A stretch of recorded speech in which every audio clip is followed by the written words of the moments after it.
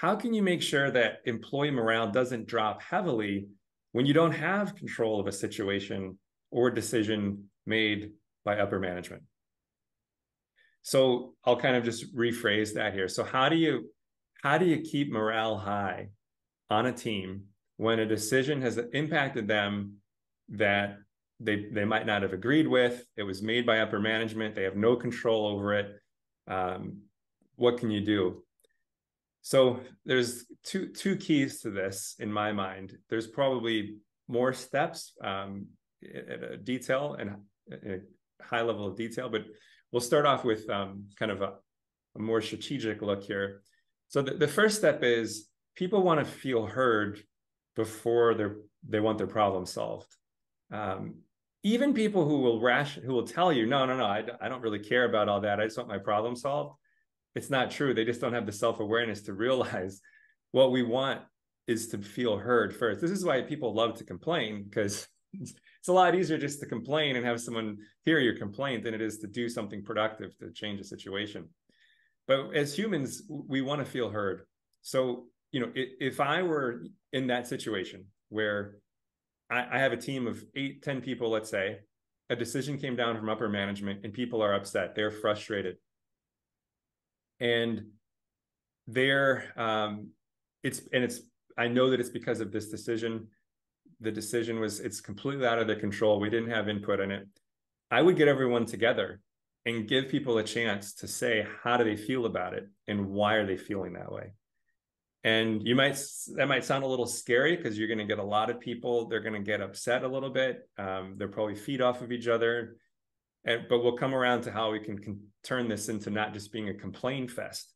But the idea is, you want to go one by one and just say, hey, how do you feel about this? And why do you feel that way?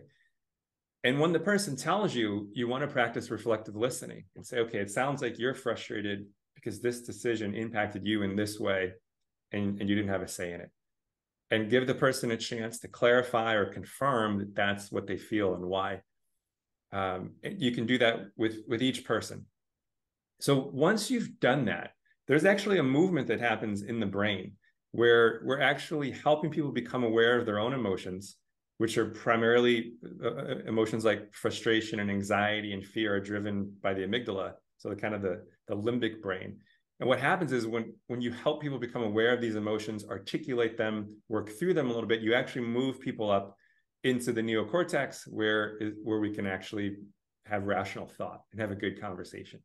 So once you've given a chance to people or for people to feel heard, and we've moved people up from just a point of frustration where there's animosity and we're probably not going to have a good dialogue, and this could take some time. I mean, and this might take 20 minutes to do this with 8 people. But again, this is an investment that's well worth the time.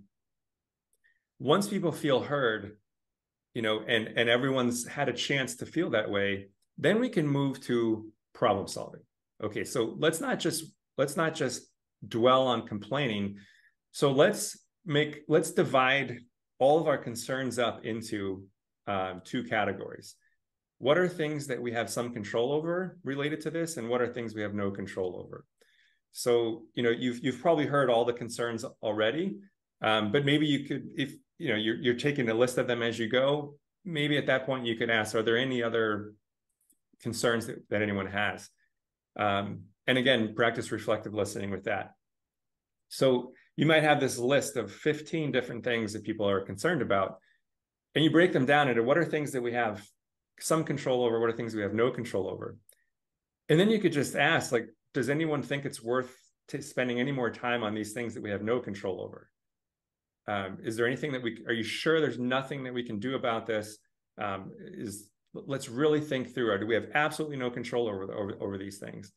And you might find that with some of the things you initially thought there was no control, there's some. It might not be, you can't change the exact issue, but you can change things related to that issue. And those get moved into the category of we have some control over this. But once you've isolated a certain number that there's just absolutely no control, there's nothing that's going to be changed, you could just ask the question, do you think we should spend any more time on these things that we have no control over? Or do you think our energy would be better spent focusing on what we can do to maximize the areas where we do have some control?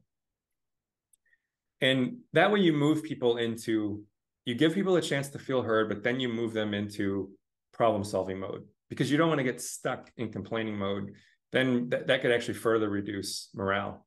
But if each person has a chance to share a concern, why they feel that way, and they feel heard, they feel like you understand them and you get them to, when you say, hey, it sounds like you're feeling like this because of this, and they say yes, that's a person who feels heard. And now that person is actually ready to start going into problem solving mode instead of complaining mode.